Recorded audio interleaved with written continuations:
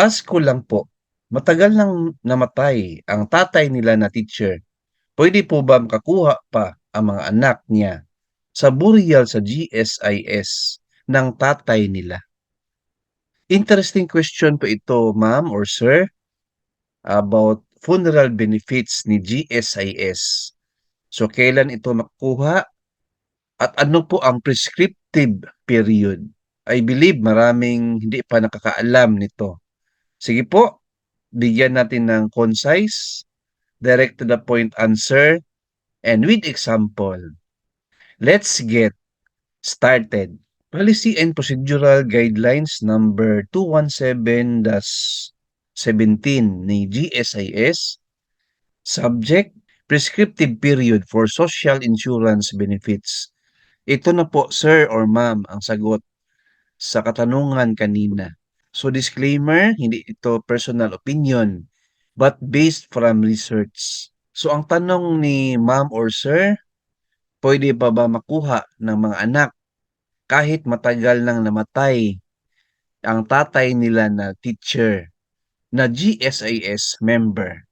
Answer, claim for funeral benefit shall prescribe in 4 years from the date of death of the member who died while in active service, retired member or old age pensioner.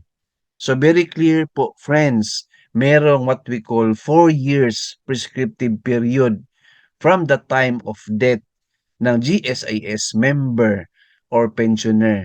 For example, if Mr. A died on March 1, 2020, may funeral benefits pa ba siyang makuha sa GSIS?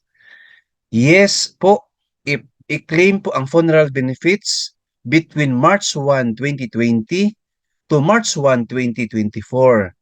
Pasok kasi ito sa prescriptive period of 4 years. So namatay si Mr. A year 2020, so plus 4 years yan, 2021, 2022, 2023, 2024. Yan po ang prescriptive period, sir or ma'am. Pwede tayo makaklaim ng funeral benefits. But no if lalampas po sa 4 years na prescriptive period, which is March 2, 2024 and onwards. Kasi March 1 po namatay si Mr. A. Importante yan na date. So when you say March 2, lampas na po. And lampas na po din if 2024 March 2 siya mag-claim. So dapat pasok siya sa prescriptive period na 4 years. Yung kanina na tanong, hindi na mention ang date of death ng member. So yan na lang, ito na lang po ang basis natin, sir or ma'am. So tingnan nyo ang date of death ni member, kayo na po ang mag ah, gaya nito.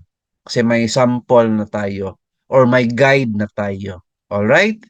Hope na nasagot ko yung question nyo, sir or ma'am. Keep watching my channel. Please like, share this video, and subscribe my YouTube channel. Thank you, God bless, and 2 thumbs up.